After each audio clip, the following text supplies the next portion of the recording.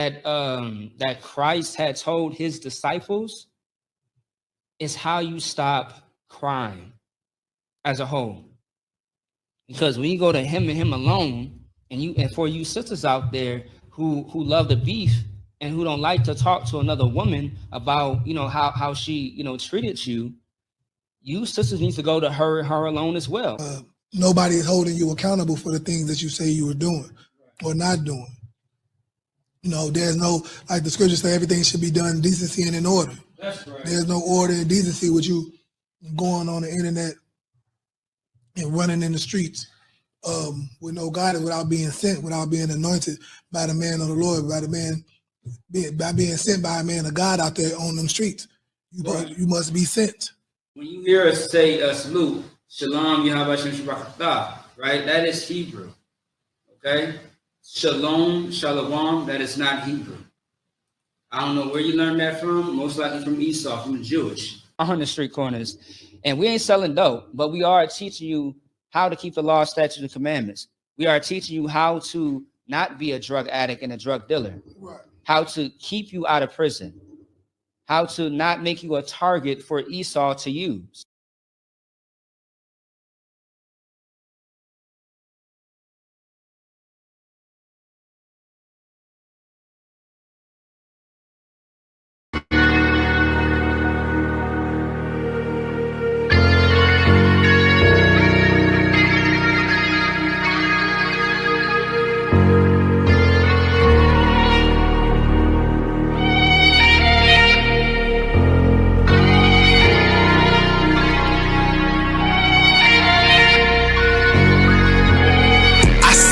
Turn to hell, I gotta stay alive. Lord have mercy on my soul, stand by my side. I killed the old man and I watched him die. Lost a couple niggas, guess he wasn't my round. Hey, play my niggas, lay you down, they on down the ride. Keep my gun in my arm, I gotta stay alive. I gotta stay alive. Keep my gun in my arm, I gotta stay alive. Tell me we don't live in hell. My brother doing 55 in that cell. Nigga claiming he your round here spin shell. Same nigga you put on to hit the stand and tell. How the fuck you turn your back on a nigga that love you? Treat your kids like my kids, treat you like a brother. I told my dog, let's leave the streets to serve the Most High. He said, fuck that shit, he trying to sell another pie. His daddy killed him, put him in the trunk, set him on fire. His wife was pregnant, he ain't never get to see his child. Had me thinking to myself, what happened if I die? Look my babies in the eyes, I gotta stay alive. I put my ego on the shelf and my pride to the side. I'm with some niggas who gon' step and got God on their side. Got in the ISUPK, they keep asking me why. As I do the work of the Lord, I gotta stay alive. Face the east, pray alive. I seen heaven turn to hell, I gotta stay alive. Lord have mercy on my soul, stand by my side. I killed the old man and I watched him die. Lost a couple niggas, guess he wasn't my round. Hey, play my niggas, lay you down, they on down the ride. Keep my gun in my arm, I gotta stay alive. I gotta stay alive. Keep my gun in my arm, I gotta stay alive. You ever pump a pack with a snake by your side? Yes, I did. See the man reach out to God before he died? Yes, I did. I know the Lord forgive us for these sins, but I'm starting to think the kingdom of heaven is for these kids. I told my daughter, there's one man in your bed, I won't stand for left. For my son, I hit your head on that fragile legs. I lost some niggas to that dope, I lost niggas to the feds. Remember Jono try to stick me for that cheese on that bread, yeah, I was thuggin' with Lucky and that nigga left me for dead. Endure to the end, cause I listened to what was said. Mother told me she loved me when she was sick up in the bed. I was running them streets, but the truth made me a man.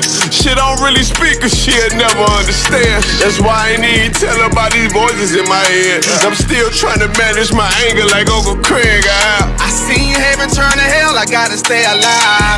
Lord have mercy on my soul, stand by my side. I killed the old man and I watched him die. Lost a couple niggas, guess he wasn't my round. Hey, play my niggas, lay you down, they on down the ride. Keep my gun in my arm, I gotta stay alive. I gotta stay alive. Keep my gun in my arm, I gotta stay alive.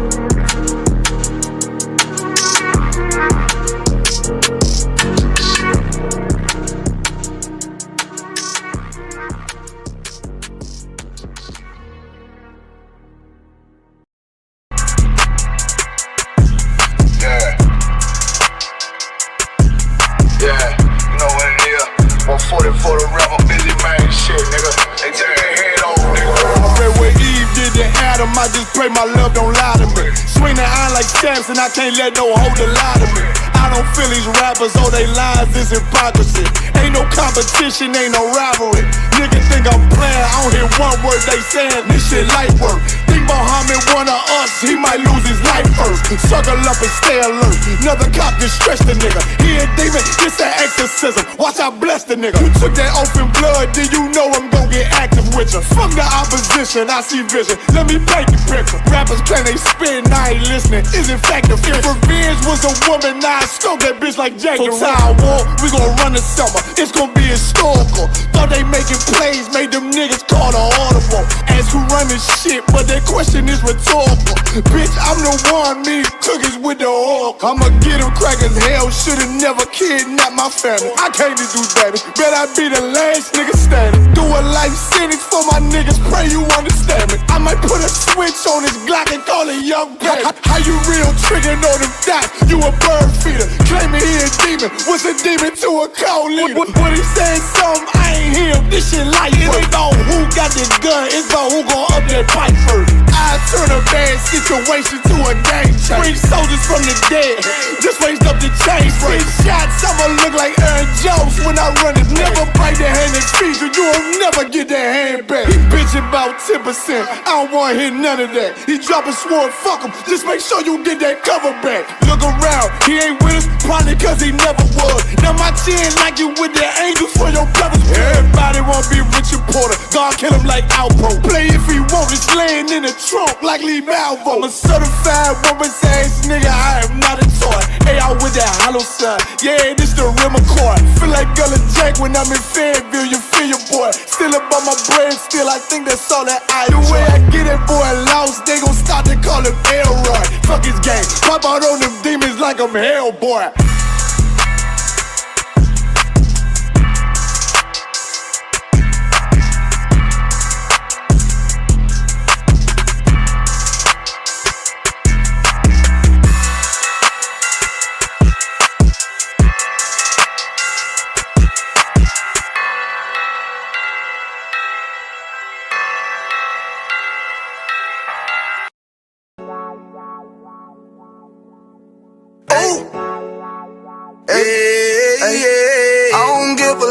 Fuck what them bitches gotta say. I'm a woman with a nigga till they put me in the grave. I don't give a love fuck what them niggas gotta say. I'm a woman with a nigga till they put me in the grave. I don't care about what they say. Hey. Fuck with my Akima, fuck with my sisters, then I got a problem, I'm never gon' miss you. I got 100 hanging out the AR, I got a 50 hanging out the pistol. He say it's corner, I'm just being realistic. I be on them corner posted with the realest. If it's the Sabbath, then we going fishing. I'm reeling them in, that's a God-given mission. I'm really on 10, but I'm stamped in the pistol. I get the order, be glad of this mission. Hebrew Academy graduate, nigga, training, go through the baddest conditions. I don't fuck with none but the baddest of bitches. She righteous, submissive, she glad to be with me. Had that thing Putin like Vladimir, niggas, she know I'm a prophet, she glad to be listening. Disrespect, I ain't having that shit, tell her go make some business from scratch. She bitchin' the different breed of black men. We don't do the back bend. I remember back when I was really trapping, trying to get the racks in, selling dope to black men. But now I'm trying to make it straight, like never get up out my face. We standing up straight, can't fold us. Too heavy, the world won't hold us. Go get you some rank, I told you. Line up in these ranks, we soldier. You can take that to the bank, we focus. How many times must we remind you? One body, one way, some break off, but never take off as a flex. When the law with you ain't no up next, it's just us, nigga, that's that on that. All that weak shit, that ain't no threat. Say you won't beat, bitch, with that ain't no sweat. We with all that, The Lord called a nigga out the world, I responded and called back. Oh Lord, and everything that they stole from us, fuck that shit, we want all that. Them niggas snitching and they act like bitches. That's why we unaffiliated with them. They killing women and they fuck with sisters. That's why we unaffiliated with them. They telling lies, switching up the doctrine. That's why we unaffiliated with them. They ain't gon' ride until they die, so that's why we unaffiliated with them. Come on the command and general, your hunter, we unaffiliated with them. Like they tongue and they say they keep that shit 100, we unaffiliated with them. They telling lies, switching up the doctrine. That's why we unaffiliated with them. They ain't gon' ride until they die, so that's why we unaffiliated with them. That's why we unaffiliated with them. I cannot fuck around with fake niggas. We taking ground when we in your city. You better hide the women, hide the liquor. Keep that bitch bitch on me, please don't but the system. Don't be a fool and be another victim. Say you a goon, you just another Christian. How you my brother, you ain't in here with me. In the gutter, deep down in the trenches. We with them niggas locked up in the prison. Fucking Hispanic, Native American, Indian. We ain't just talking shit, but we living in it. We be everywhere, you can't miss it. And we be fresh as hell, take a picture. And we professional with the scriptures. Play, we gon' script from yeah, we some killers. These niggas tripping, they mind blown. Well, business, forgive me if I'm wrong. I don't get it pause when niggas say that they be looking for niggas to slide. The slide that I know about is when I assemble the group with the slide. For real, I get the order, you know that it's slaughter. See me and my niggas gon' die. The bigger the better for kingdom of heaven. You niggas get wet up by me cause I'm fed up. I rep UPK. My niggas won't let up. Got choppers, got nines, AKs, Berettas. You say you don't like me, you say you won't fight with what me and my nigga like, bitch, whatever. You say you don't like me, you say you won't fight with what me and my nigga like. My nigga like them niggas snitching and they act like bitches. That's why we unaffiliated with them. They killing women and they fuck with sisters. That's why we unaffiliated with them. They telling lies, switching up the doctrine. That's why we unaffiliated with them. They ain't gon' ride until they die, so that's why we unaffiliated with them. Come on the commanding general, your hunter, we unaffiliated with them. Like they tongue and they say they keep that shit 100, we unaffiliated with them. They telling lies, switching up the doctrine. That's why we unaffiliated with them. They ain't gon' ride until they die, so that's why we unaffiliated with them. Yeah. See, they always ask us like, why y'all fuck with such and such? Why y'all won't come together with such and such? I be like, we unaffiliated with them. You understand me? Like,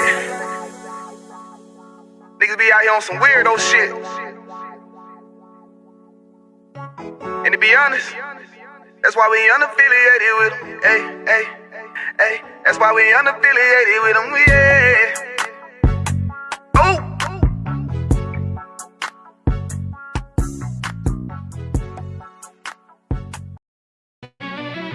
Yeah. Cold shit.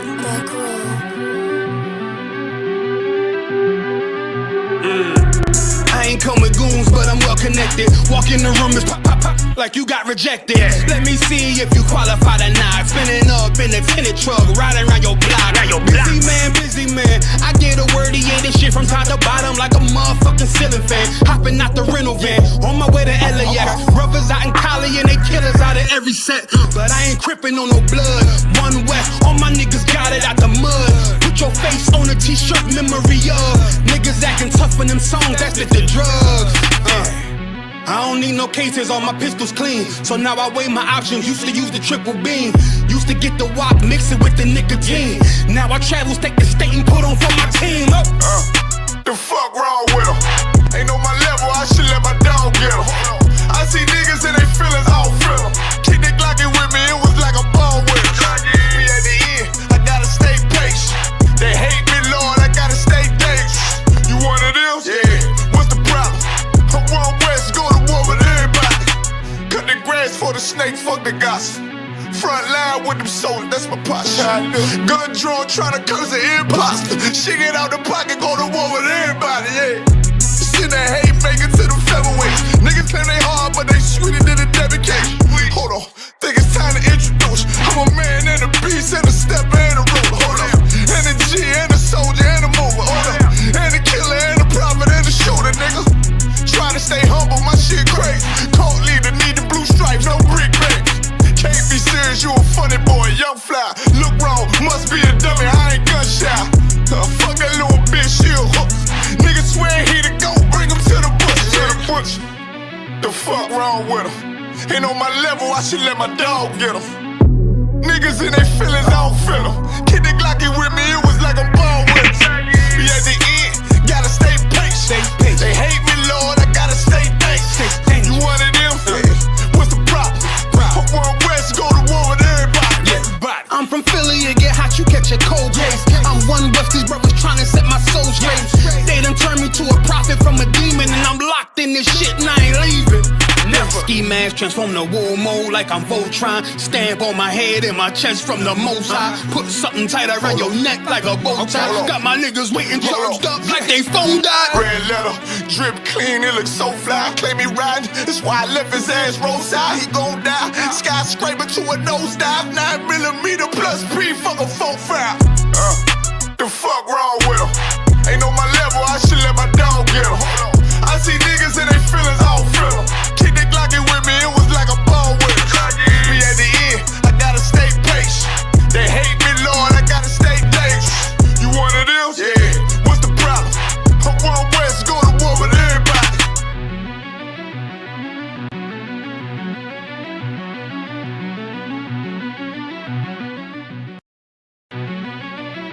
Yeah.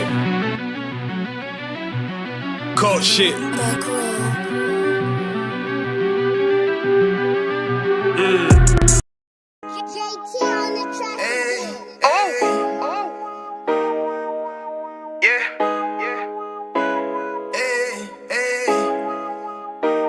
Fuck wrong with you, boy? You know what time it is, nigga. Better watch how you step in. Yeah. But that was my niggas. Yeah.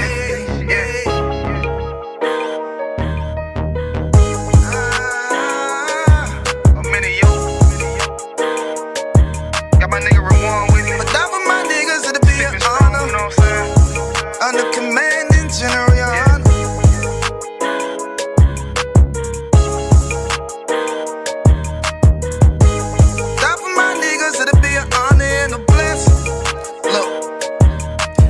Straight off the top, I love all of my niggas. That shit ain't gon' stop till we on top and we ballin', my nigga. We be fly as fuck, you know them bitches be stalking my niggas. That shit'll never change and it's the same with all my niggas. City to city, I should be at home. That's what my ribs say.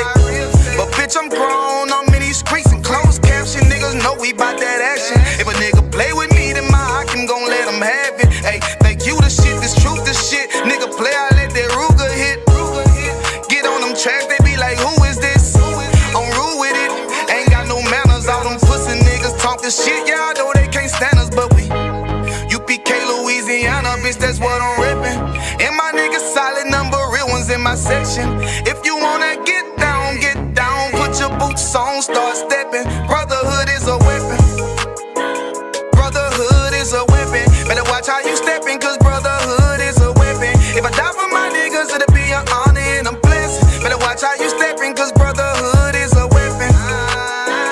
Brotherhood is a weapon. Better watch how you steppin', cause brotherhood is a weapon. If I die for my niggas, it'll be an honor and a blessing. Better watch how you steppin', cause brotherhood I lay my life down right now for all my sisters and brothers, because I love them. I see them dapping and hug them. It's amazing to see how well we adapt from the struggle. Born again from a life of sin, trapping together. My mind frame was to kill my own kind. Feeling inferior, waking up ready to die. Run with them killers, so it's just a matter of time. For why take your life or let you take mine? That's when I realized the slaves killing slaves while the white man live to get old. We in them graves, and shit got me feeling played. I opened the Bible, went through them records, found out we was royalty, a nation to be respected. But in this world we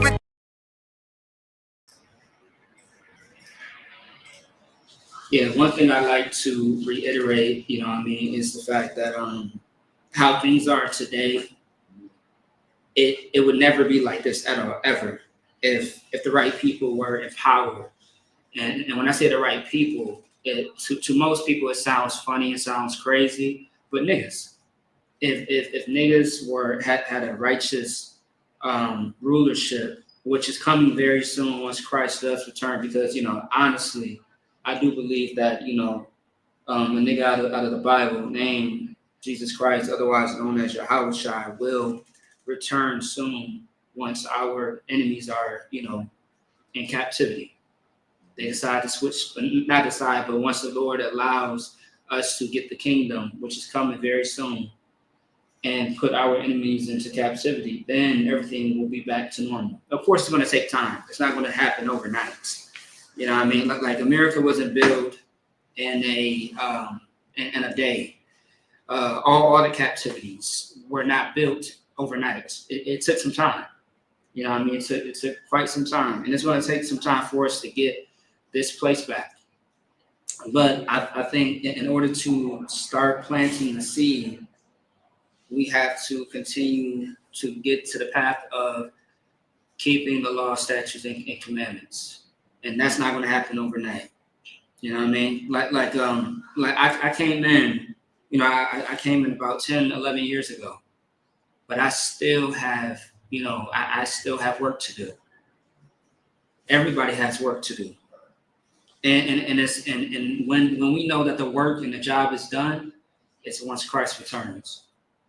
Now, of course, we can die in this lifetime and come back, because, you know, reincarnation, regeneration is a thing. If we pass away, if we die, just like anything, it does come back. Yeah, I mean, but I say all that to say, that's really a great point, and we're going to dive more into that if you would like. But otherwise, I do want to say, Shalom, Yahweh Bashem Yahushua Barakatham to the brothers, Shalom Yahweh Shamar, Allah Bashem Yahushua to the sisters.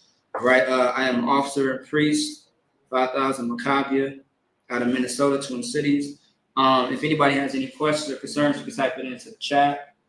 Okay, don't be afraid. We are not Christians. All right, it's not the Christian church. You can ask any question that you may have. All right. Let me see something here. And once again, as always, there's a lot to talk about. So much has happened. Everything always happening every day. But just to start off, do you have any questions or do you have any other points at all? Okay. I'm sure you will in any second. No sweat, no sweat. Today's topic, as always, this is the Brotherhood class every Tuesday, where we speak about the issues and problems that plagues our communities. And when I say communities, I'm speaking to Black and brown people only. All right. So if you are so-called African American, Latino, or North American Indian, you are a part of the nation of Israel. And we have 12 tribes to be exact. And that's who I'm speaking to. All right. So once again, last week, Memorial Day just passed. And also, too, I believe last week was the 5-year memorial of George Floyd. So 5 years ago, as you know, May 25th or 24th to be exact, we had lost the life, a brother lost his life by the name of George Floyd. Now, of course, every year around this time, there's one side of the world that is going through hell and remembering that horrific day that brother lost his life by the hands of not just one officer, but the most famous one who unalived him, Derek Chauvin. And you have other officers that were, associated with the crime as well. But Derek Chauvin was the devil who had ended the life of George Floyd. Now, then you have the other side of people, mainly devils, mainly white people, who say that, who make a mockery of his death and who say that he died from drugs and not being unalived by an officer at all. But of course, we have the autopsy. We have evidence that shows otherwise. But of course, it just shows and proves to you that, racism is very much alive. It has never went away. It has never died. And that the oppressor is the devil that the Bible speaks of. Otherwise, the white man, I like to say. One thing about the oppressor, he never fails to show who he is. But for some reason, we still have, so-called Black, Hispanic, Native Indian people who cannot see this man for what he is. And this is why we have these classes. This is why we have the ISUK, so we can show who the son of perdition is. You know who the son of perdition is, right? Or at least have you heard that as far as the scriptures? Yeah. Right. See, now this brother right here who's in class, he says that he knows who it is. Now, I'm sure there are people that he know that don't know this information at all, which is the problem. How can you say that you, I hear a lot of people always say this, right? How can you fight we are fighting the enemy, right? And I always ask people, who is the enemy? And they never say who the true enemy is, which is the oppressor. It's your boss. It's the people that, make decisions on your life, who sit in a seat of power. It's the Congress, it's the presidents, it's the governments. Let me guess. Let me see. It's damn near everybody. It's the mailman. The oppressor is all around us, but we can't see them as the threat, as the enemy. It's your police force. It's the FBI, the CIA. I could go on and on, but the fact of the matter is, you have to know who you are dealing with, even your own people. Now, can you have enemies of your own nation, of your own race? Absolutely. But are they the ones that sit in power, that have authority and rule over your life? And 9 times out of 10, that really have power over your life, that controls money, that controls the media, all right? That controls, everything, every aspect of your life, Okay, if you think about it, the reason why you do and live your life is predicated based off of what you see. You know what I mean? Now, for example, if there wasn't any rules set in place, if there wasn't any rules set in place, you would live your life based on however you think or how you feel. But the reason why we walk the way that we talk a lot of times is because there's a system that is built up. All right, from when you're born up until when you die. All right, so that's something that we're going to dive into. So you say you have no questions? All right. Well, of course, if you have any input, you could definitely always, have, any comments at all. That's cool with me. Just if you could, just make sure you raise your hand. You got to go ahead. I will say, just to add, Mm-hmm. I guess I might as well throw this out there, but Yeah, you got to go ahead. the United States Federal Reserves Mm-hmm. is, and its monetary policy is essentially what's governing the entire world to maneuver and act and be influenced to do things that it goes against possibly their nation's interests. Uh-huh.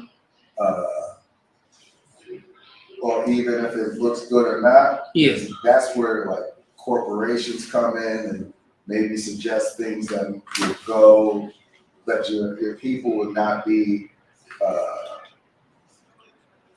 open to. Mhm. So just to throw that into the list of enemies or things to look out for. Mm-hmm. Is yes, the Federal Reserves and its monetary policy governing basically everything. So if you could break that down just a little bit more for somebody that is listening online, that quite wouldn't understand, but like I do understand what you're saying. Absolutely, 1,000%. So just like, for example, we see today Donald Trump, or for the past couple of months, Donald Trump has been threatening tariffs and saying the word tariff continuously. But what hasn't happened is any of these tariffs. So the Federal Reserve is enjoying the fact that he's just speaking and threatening and making everybody in fear by putting out ridiculous tariffs. Right. But he's doing that just so he can stimulate the economy to make people think that the prices are going to rise. Yeah. So it's better to spend money now. Right. So he's forcing people to inflate prices and all this stuff. He wants people to think that tomorrow the prices are going to rise. Yeah. And how people spend their money because of these threats is causing the price to rise because inflation. Right. So the U.S. Reserve doesn't have to make any moves. They don't do nothing. They just sit back and let Donald Trump talk. That's not normal for the Federal Reserves, but because Donald Trump is being a fool purposely, he's basically causing the inflation by essentially just lying. Yeah, absolutely. So yeah, that is also part of the game of things to look out for your enemy and how they play the game. Right. It's going to be through those guys at the Federal Reserve who essentially would be defeated if we know that Donald Trump is lying. Yeah, of course. And once again, like I'm glad you said that because there are a lot of people who can clearly see that Donald Trump is just, he is full of shit. You know what I mean? All the things that he says and he does, like he's just absolutely full of shit. He's an idiot. All right, he's a living cancer. But at the same time, though, just understand this too, right?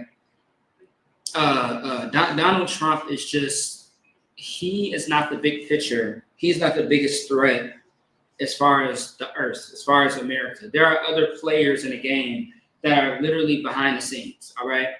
But of course, he is just someone that is put into place. He's just a face Now, of course, he has some type of power. Absolutely, I'm not going to take that away and say that presidents don't have power, but there are other people who are behind the scenes that have far more greater power than he does. But in the meantime, he is there just to play his part. Just like every president, every governor, politician, someone that is in everyone's eye view. Okay, but just to expand a little bit more on that, you have to recognize the distractions, the bullshit. When it comes to listening to Donald Trump and other people that are in his lane, in his profession, okay? And also too, nine times out of 10 or 10 times out of 10, they are going to tell you lies. And I think that's the biggest word, the key word that you just said, lies. And that's what white people do. They lie. That's where the term white lie comes from, because they created it. All right. But of course, if it comes from somebody with a great status, who has on a nice, suit, who I guess can speak well, it sounds true. Now, because of the tariffs, because of the deportation, everybody is in an uproar. Everybody's afraid. Everybody is concerned. And this, understand, every single year around the same time, have you noticed a pattern? When it comes to hurricane season, weather season, when it comes to a certain type of season, it's the same conversation all over again. And it's the same type of scare tactics, the same conversation, and it's the same game every single time. Also too, what I really find funny about voting, right? So as you know, as far as the stance of the ISUPK, we do not vote, right? And you might be wondering why, because in the Bible it tells us who to vote for and who not to vote for. Why should I vote for one devil and for another? Also too, Obama. Obama is not black at all. That is an African, and he has pride in that. And he tells you that. Anytime someone mentions that he is black, he always corrects people as far as who he actually is. He's just a black face, but he is not technically black in the sense of he's not an Israelite. All right, he is a Hamite, right? So even with Obama, he has he has a role to play. And as you see, when he was in office, he did nothing for niggas. Nothing. I ask people on the street all the time, you love Obama so much, you voted for him. What has he done for niggas? And the first thing that someone says is, well, he gave us Medicare. He gave us, Obamacare. He did this, he did that. And I'm like, damn, okay, Obamacare, right? Well, what is Obamacare doing for niggas right now? I don't even hear about Obamacare. I never even seen an Obamacare medical card. But is that the only thing that you can say that he did for us? Realistically, what has he done for black people? Can you tell me? No, he did typically what every other president does. Exactly. He crashed the economy. Exactly. And inflated the prices. Uh-huh. And deflated prices, so people were under on their homes. Yeah. But now, however, though, in those categories that the brother just mentioned, who is high in those categories? He did very well for Wall Street. Wall Street loved white people. Yeah, when he says Wall Street, I hear white people. that translates into my head as white people, the rich, not the poor. And the poor, of course, it's poor any race of people, but the people who was at the bottom is going to be God's chosen people. 9 times out of 10. But yeah, also too, last time I checked, it's June, right? June is Pride Month. Ooh, it's the month of the ABC community.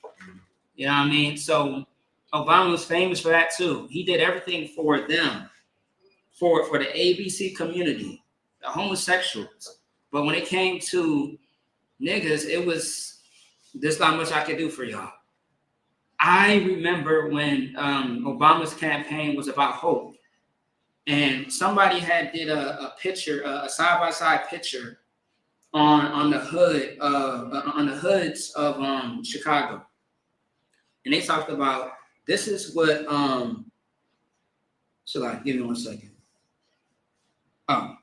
Someone had a side-by-side picture of the hoods of Chicago, right, and showed a picture of the buildings and communities of Chicago when Obama was in office and after he left. The only thing that was different about the picture was that it was more dirtier. There was nothing, and the buildings were more run down.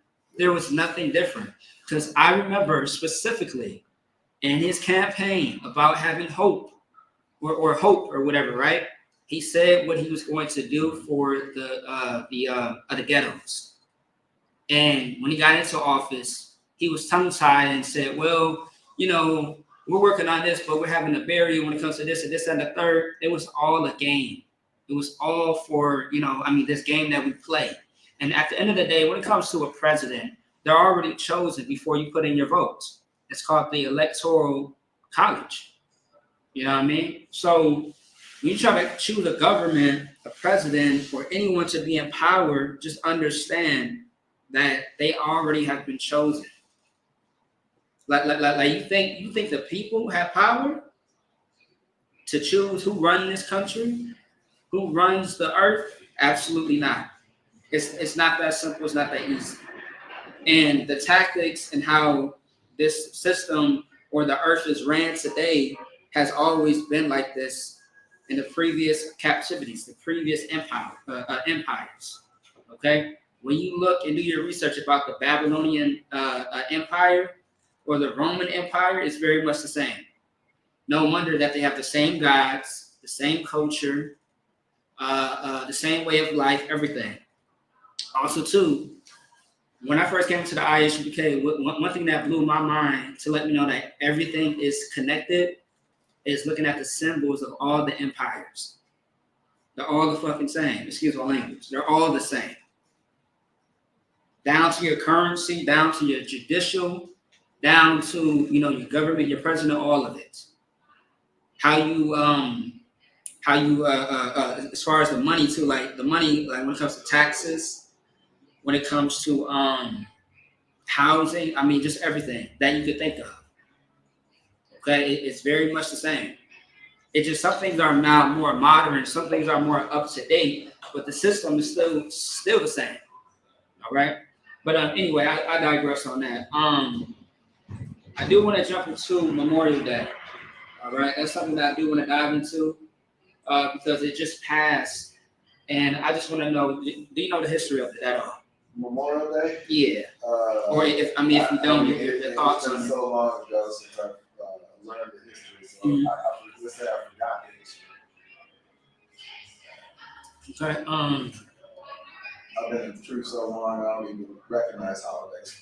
No, I definitely understand that. Yeah, I ain't gonna lie to you, shit. Myself, I gotta jog my memory. I gotta go back to the old research. You know what I mean? Just to make sure that I'm speaking about the right things, because a lot of the holidays, they kind of go hand in hand with each other. You know what I mean? And at the end of the day, it's still nothing but noise and static when I look at it. But it still has some type of importance to it, so people know what they are getting themselves into. So yeah.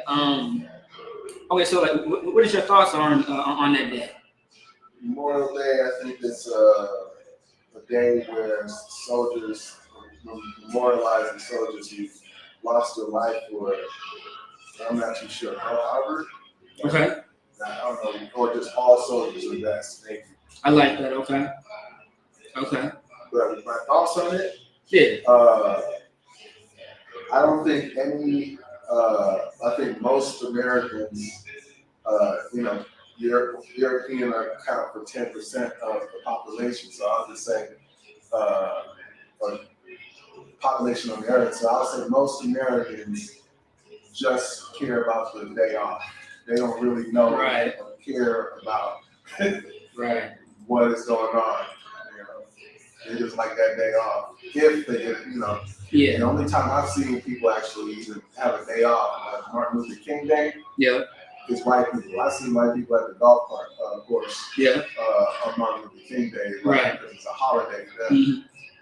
Most niggas working on Martin Luther King Day. You working Absolutely. retail. Right. Absolutely. I agree with you on that. So yeah. So as far as Memorial Day, of course, and I'm glad you said that as well, as far as Martin Luther King, because a lot of these holidays can just be looked at as a day of just wanting to kick back, relax. I ain't got to work today. I don't have to go to my 9 to 5. I could just do me.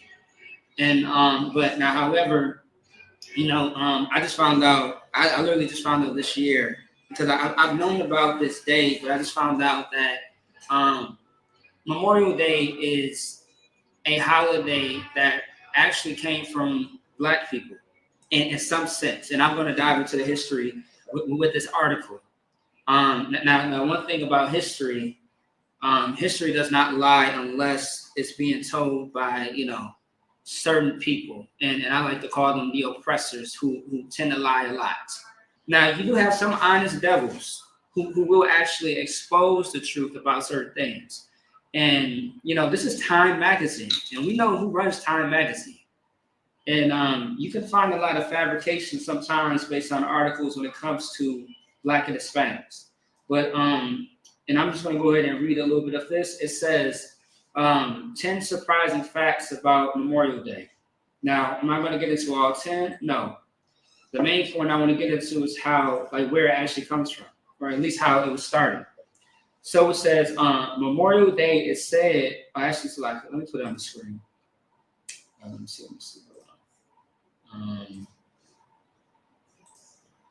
Okay, let me see something. Okay, boom. All right. So it says, Memorial Day is said to have started as a Southern holiday celebrating African American freedom.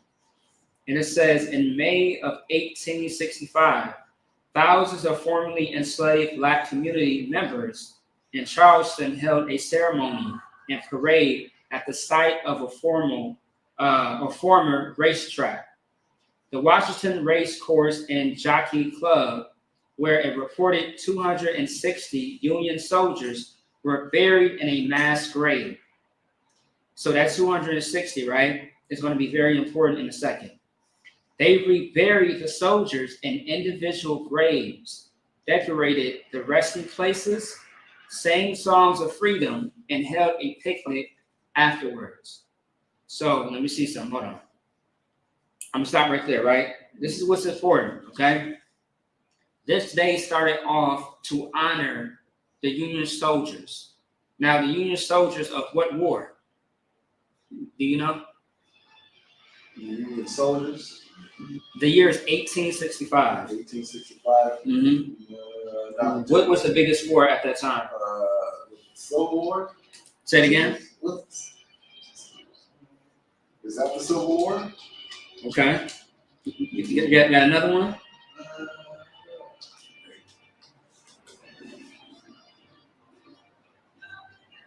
No, I'm just messing with you. It was it, yeah.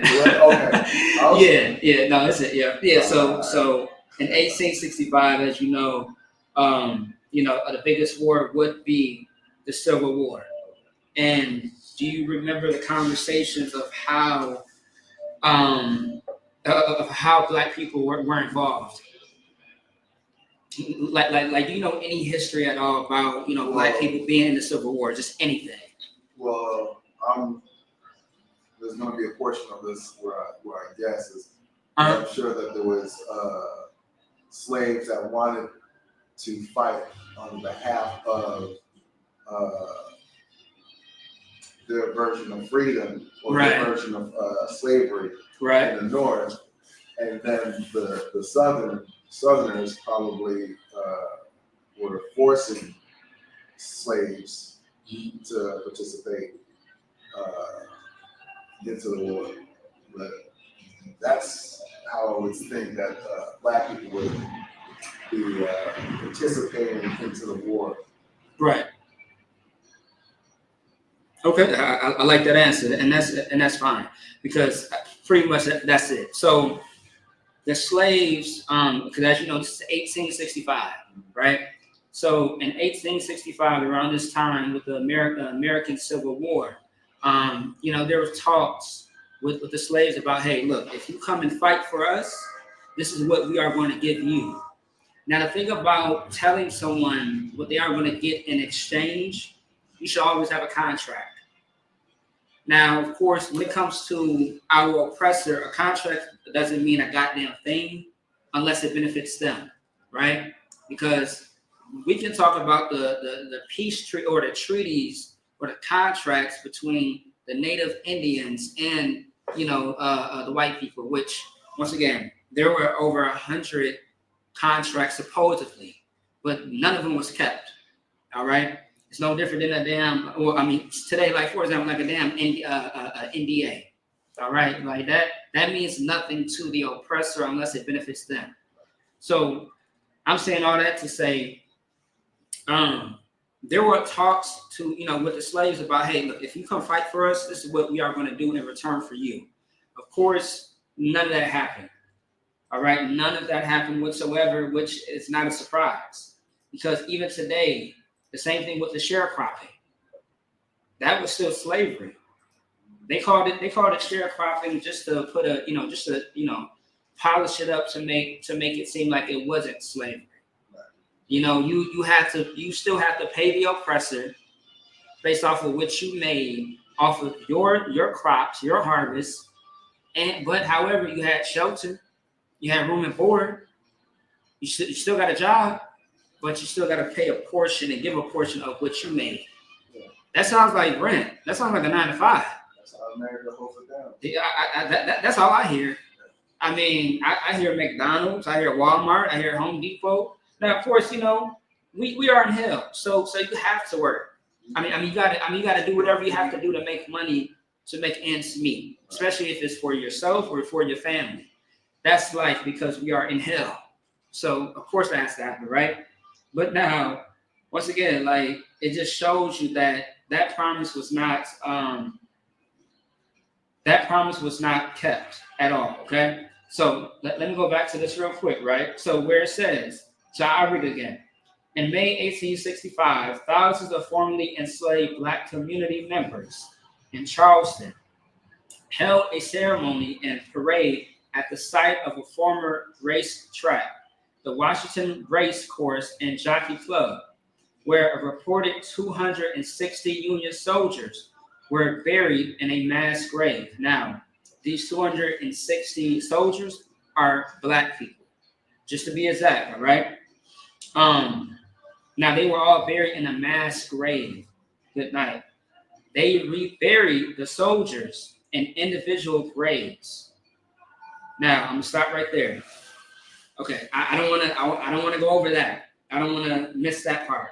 It said that they were reburied in individual graves. Boy, oh boy. All right, so just unpack that real quick. Let's paint the picture.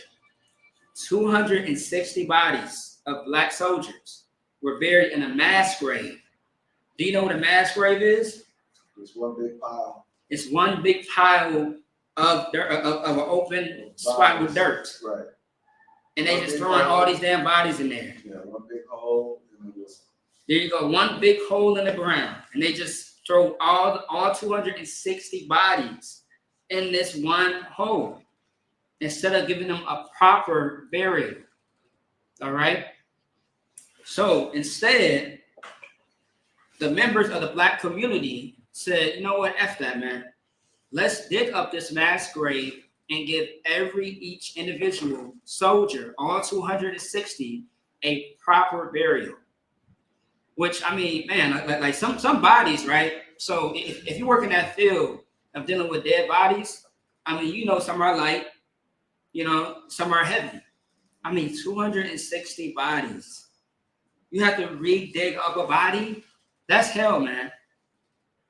I mean, I couldn't imagine my dead body just being like okay, you laid me to rest, but you got to re-dig up my body to put me and rest in another spot, another place. Like, That's hell, man.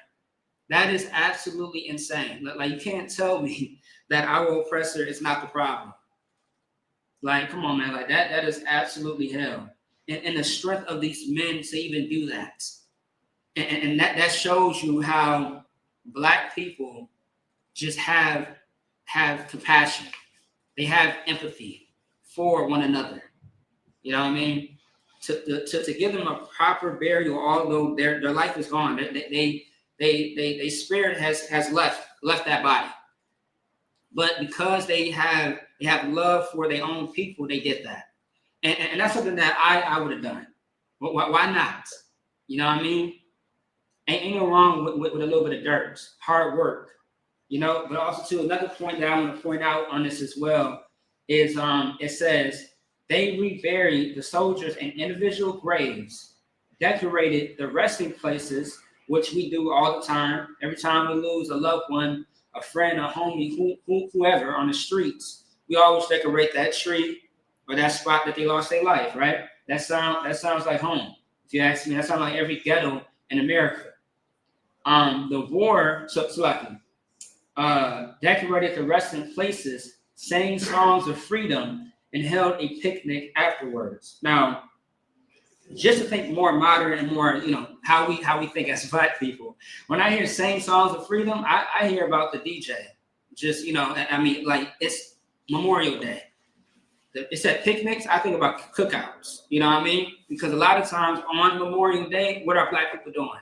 They're celebrating the lost lives of their loved ones. You know what I mean? You got somebody blasting the music as if they are the DJ, or if there is a DJ. You know what I mean? And they got the cookout in the backyard or at the park. Like I literally just saw that this past weekend. I was riding by and I'm like, what day is it? I'm like, oh, it's Sunday. It's Memorial Day. Okay, I get it. Same thing with Veterans Day, right? You know what I mean? If you wasn't able to really celebrate anybody on that day, you know, you got Veterans Day as well. And, you know, what is it, November 11th?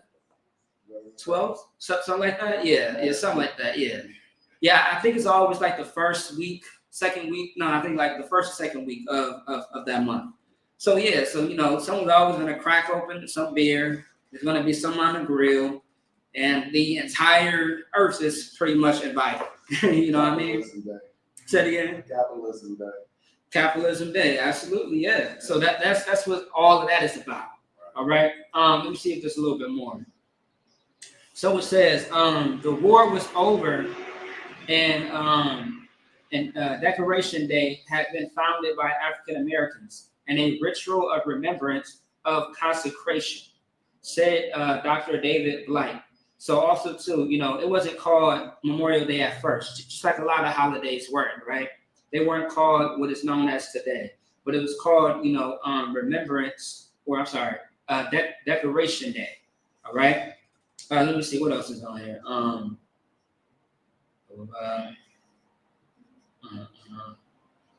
And that's it. And that's it. But however, what you will find as far as the American Civil War is that they partially thanked the slaves for their participation. But however, everything that they said, word of mouth, that they was going to do for the slaves, it never happened. And you shouldn't be surprised, because you have to know who your enemy is. The white man is the devil that the Bible speaks of. And let me show you a scripture that proves that. All right. This is one of my favorite scriptures that I've seen and live by. I mean, not live by, but I see it every day. All right. Let me see. This is the book of Psalms, right? Actually, do you mind getting this for me? Yeah. This is the book of Psalms, chapter 55, verse 20. All right. And when you read it, if you could just read it loud and clear for the viewers to hear as well, I appreciate it. Psalms chapter 55, verse 20. He hath put forth his hands against such as be at peace with him. Right. Just say it one more time. He hath put forth his hands against such as be at peace with him. Now, once again, this is our oppressor. Our oppressor is not it's not a people who have peace. They don't even know what the hell that even means, or what that is. You know what I mean? And they have stretched forth their hand, right? Is that what it says? He hath put forth his hand Right. against such as be at peace with him. Right. Like when I see this scripture, I think about the Trail of Tears. I think about Wounded Knee. Those, North American Indians, those brothers and sisters and children who, gave our oppressor open arms.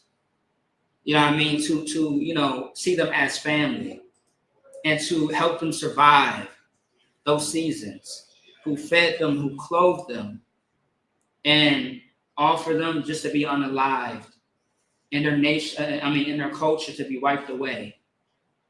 And that was their way of saying thanks. And speaking of thanks, they created a international day called Thanksgiving, which is absolutely disrespectful, disgusting, and a slap in the face to the North American Indians.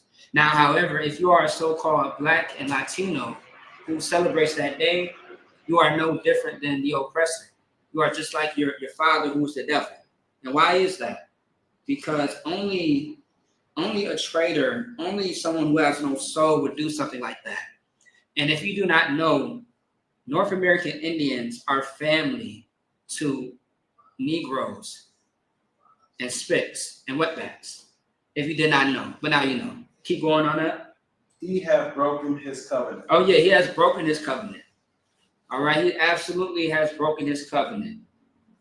That's why it's very important to put things on paper in today's time, but at the same time, though, you got to have a backup, man, because these devils will try it on you every single time. If something doesn't go their way, oh well, that contract it's not valid. It's because of this, because of that. Like, you got to be careful, man, who you are dealing with. And just like me and the brother was talking about earlier before the class started, there are going to be so many distractions, but you have, in order to fight your enemy, you got to know who the hell he is. It doesn't make sense to say, oh, well, we're going against this battle with this enemy. Well, let me ask you this. Who is the enemy? And if you say it's Pookie down the block, then I just know that you are distracted, that you cannot see what is right in front of you. All right? Every day that you walk outside, you should realize who you are dealing with. And you know what's so crazy? There's an article about how slavery is still embedded in Black people today. And Black people today, even if you don't know that the white man is the devil, it's something in your mind that makes you submit, that makes you want to be submissive, that makes you want to be kind and compassionate to white people. And that's something that we can all be honest about, right? It's something in us that makes us feel like we are under them almost. You know what I mean? Like for a lot of us. But you have to fight against that. So even if you were not enslaved like your ancestors were, that's still in your DNA. And white scientists have found that is the true thing. And how we know that is true? Because it's no sir, yes sir. When you get pulled over, you damn near having a panic and anxiety attack when you get pulled over. As soon as you see someone with a badge, you get frightened. Your heart goes down to your damn boots. As soon as you get into some type of legal trouble, it's like your mind just races. You feel like it's the end of the world. That's because of slavery. But now, when it comes to the truth of the Bible and you understanding your enemy, what you're going to find is how to combat that, how to change your mindset, change the way that you live, to change the way that you think, and to know who you are dealing with. So that way you can avoid that target that it seems to always be on Black, Hispanic, and Indians' backs. All right, because if you give this devil a opportunity, he's coming for you. He's waiting for you. He's waiting to take your life and to destroy you and everything that you are. Any existence of you, he wants to destroy. And we see it all the time. All right. So once again, just like the brothers and sisters who fought, those brothers who fought in that war, it was all for nothing. It was for the gain of America and not for you. Because at the end of the day, you were still back picking cotton. You were still being hung on trees. You were still being abused. Go ahead.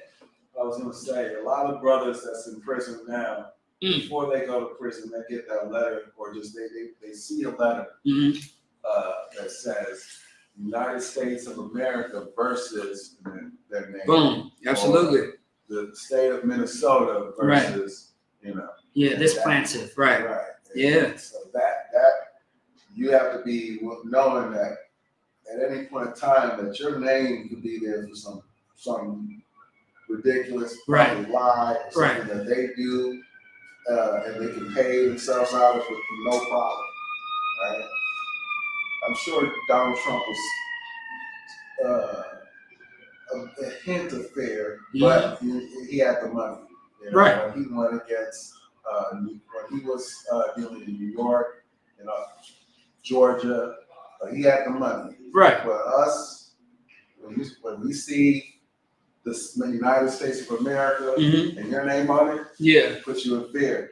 You can't be put in fear. Not at all. Right. And absolutely. I'm glad you said that. Also, too, I mean, we would never be in those situations if only we, once again, I say this almost every damn class, and it sounds redundant, but I have to say it because, I mean, we wouldn't be in a situation of captivity if only we fought more for what the Lord wanted for us.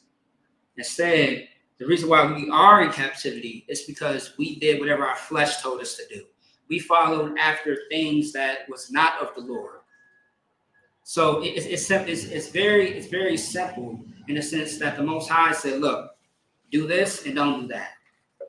And one thing about the Lord is he doesn't have to explain himself. Like I love how the Bible is very detailed. And like what you see in the Old Testament and the Apocrypha in the New Testament, it's all saying the same thing, meaning that it's reiterating the same thing.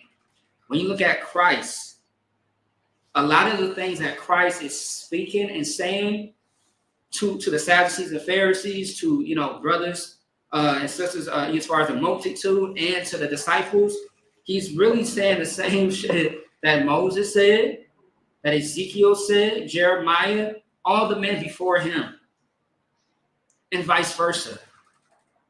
And at the end of the day, these words come from the Lord, and that's all that is being reiterated and said. And why do you have to tell a black person, a Hispanic, a Native Indian, something 1,000 times over and over again? It's because we are a stiff-necked people, and we are going to be a people that forget what? Our culture, our language, our moral compass. That's why we have to reiterate it until this job is done. Until Christ returns, that's when you know that our job is done. Go ahead. Kind of reminds me of like Saul and then Christ. Right. Saul, he got himself into a position. It's kind of like Donald Trump, right? Donald Trump was being attacked, but either way, Saul got himself into a position to be king over Israel. Right. That ended up having prophets getting killed. Right. So it's almost like a wicked man gets into position, and the people who uphold the law are the ones that get killed. Later, we see Christ get into a position where he is trying to uphold the law, or is upholding the law against the nation who now has a foreign authority, assisting them on basically going against their law to then kill Christ, and put him on the cross. Right. So, yeah, if we would uphold our own laws, we would not be putting prophets in position, but that also puts us in position as prophets. Right. And then it's that cycle where, like we were talking about before with social media, we was to discuss the law with these people who are convincing others to do this, do that. Break our laws. Right, exactly. Yes. Then those people are going to be parading you for your downfall. They're praying for your downfall, right? And our people, we see our people call CPS and all that. Absolutely. Stuff, just to have that battle with each other. So, right. No, I agree. And actually, if I could, I just want to give you a hand because that's where I'm going. That's where I'm going. I'm glad you said that because that's exactly where I'm going to drive it home. It's taking me a little time, so I'm trying to give it to everybody. I'm trying to give it all at once. You feel me? But no, that's it. That's really it. And actually, I got a scripture for that. I'm glad you really said that because I'm like, damn, like he must know where I'm going. You know what I mean? But that lets you know that me and you both are on the same page, or otherwise, I like to say it biblically, like we are one body, meaning that we have the same mind and we both are on the same page. In other words, right? And so, if you could, so I know we a little crunch on time, so I'm gonna get through some of these scriptures. Can you read that one more time from the top? He hath put forth his hand against such as be at peace with him. He hath broken his covenant. Right. So once again, this is Psalms 55 and 20. And so once again, this scripture proves to show that our oppressor, he doesn't keep his word. He doesn't keep his promise. He doesn't play by the rules. I mean, why would he? Because to understand your enemy, like for example, specifically, is going to be the oppressor. There's nothing humane about this person. So you should not look for it. Like I love the word civilized, right? Or civil. And I laugh all the time when people talk about what is civil, what is not civil, right? And it always comes out of the mouth of these devils. And my thing is, how do you expect any type of peace, any type of love, compassion, or fairness from a people that are not civil? And once you understand and get that drilled into your head that these are people that don't even know what the hell that even means for real, then you know how to deal with them for real. Okay? Now, does that mean that you should be a people that meets them on their level to be inhumane or to be cruel and be crooked? No, absolutely not. But however, you need somebody to support you. You need somebody to have, to help you in order to defend, or order to be protected by these devils. Meaning this, right? You have something to stand on. What's the quote about if you don't stand for something, you fall for everything, right? So this is what we have to stand on because everybody's been talking about standing on business for how many years? A couple of years now. Like that's still a famous thing that Black people like to say, standing on business. Well, our business as God shows the people, Black, Hispanic, Native Indians, if that's you, right? Our business is to do what the Lord told us to do. Why? Because of times like this. Times like this where Black and Hispanic people are losing their life unjustly, unruly. It's the time to stand on business of these laws, statutes, and commandments. Once again, you can either follow the laws of the Most High or follow the laws of the land. Okay? Which the laws of the land are really, I'll say this, the laws of the oppressor. Because the laws of the land are simple. It's just like the Bible. In the sense of, don't steal, don't kill, don't rob, don't do X, Y, and Z, right? Simple things, right? But you can either serve the Lord, listen to him, or listen to the oppressor. And at the end of the day, you are going to find out, whether you make the right decision or the wrong one. Okay? I do want to get, can we get Proverbs 29 and 2? Because based on what you just said a second ago is exactly pretty much the embodiment of the scripture right here. Yeah, Proverbs 29 and 2. Proverbs 29, verse 2. Uh-huh. When the righteous are in authority, the people rejoice. Yeah, and unfortunately, that is not today. When the righteous are in authority, the people rejoice. Like can you imagine a world of every like this entire place is just in peace. Like how amazing would it be to wake up and not have to worry about being robbed today, being unalive today. You gotta like as Black and Hispanic people, our life is not really as peaceful. You know what I mean? Like you gotta worry about, am I going to be a hashtag? Am I going to be on a T-shirt today? You know what I mean? Like I gotta check and make sure that I don't got nothing on me to where I get jacked today. You know what I mean? Go ahead. I was going to say society, but mostly white, European white people in modern times have created this, if you look at just the commercial of security, they make it seem like it's comfortable. As if you need to live in a world where you need to lock your doors, lock your cars, lock everything. So essentially, you live in as much, you're almost living in a cage. Exactly. You're living in a jail cell. Yes. They need to put cameras everywhere. They need to feel secure. Right. Which then takes your freedom away. Right. And then, of course, you need to take your, of course, there's people who take advantage of other people's freedoms. Right. Because of how they've destabilized so many living conditions, like the Native Americans and their feeding grounds, their hunting grounds, their the lands that they grow their crops naturally. Right. So, yeah. No, I'll give you a hand. I like that. And that's the point that I was getting to, because once again, like you said, society today is where you are in a cage, physically, mentally, to the point where I'm glad you said about the locked doors, because I was gonna touch on that just a little bit. So I find it funny how Black and Hispanic people we have this mindset that we have to be like that.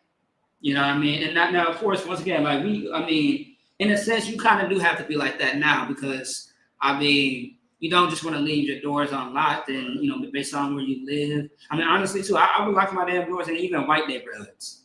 You know what I mean? Like, come on, man. Like, I don't trust them. You know what I mean? Like, they are criminals, are they not?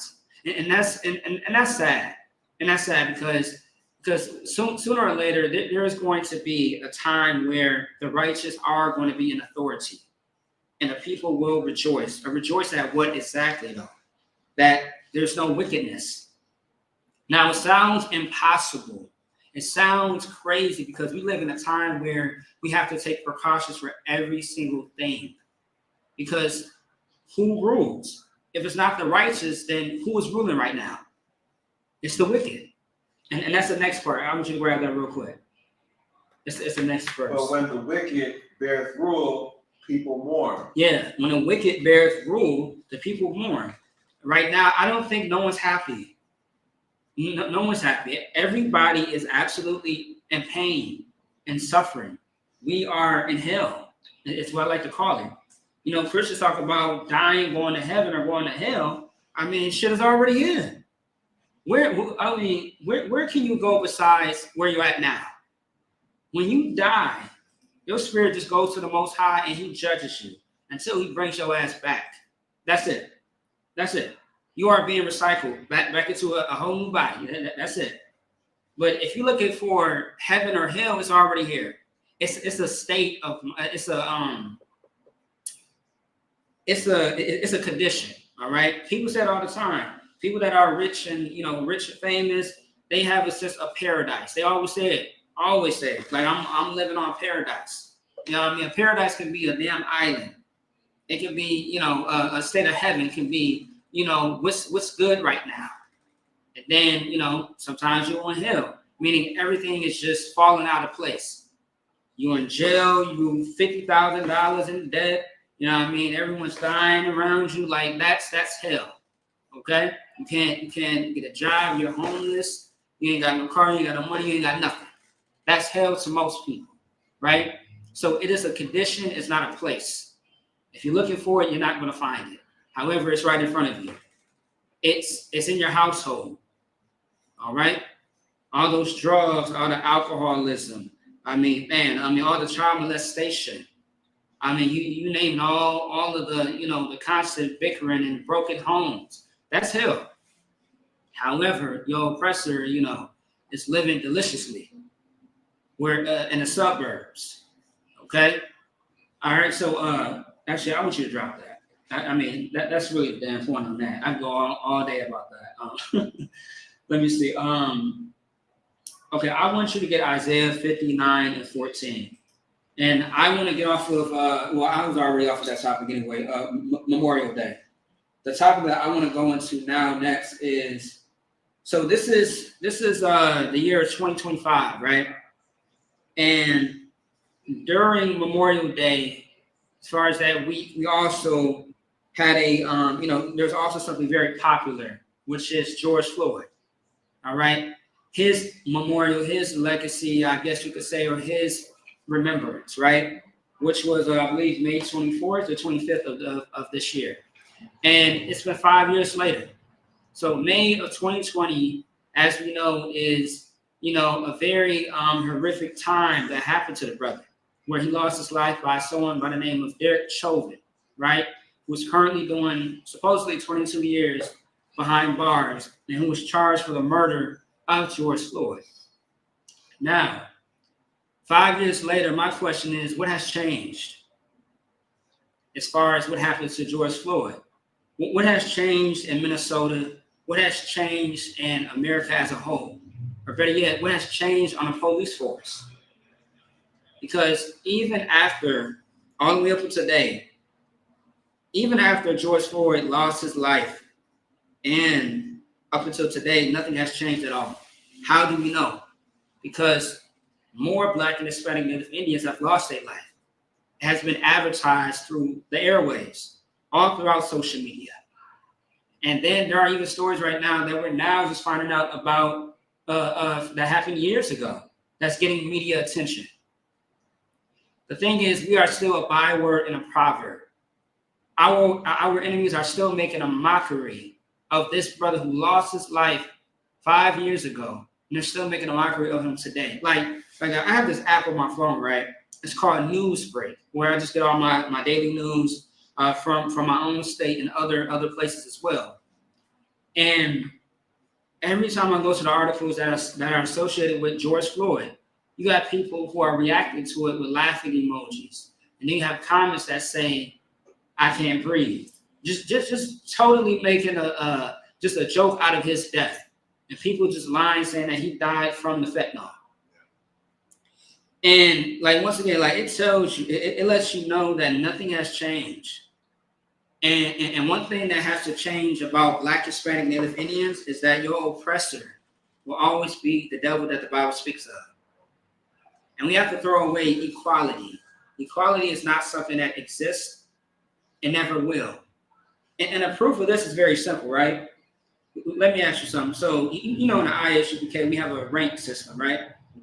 Okay. So for example, I'm the highest ranking officer, and just the highest ranking officer as far as the rank system.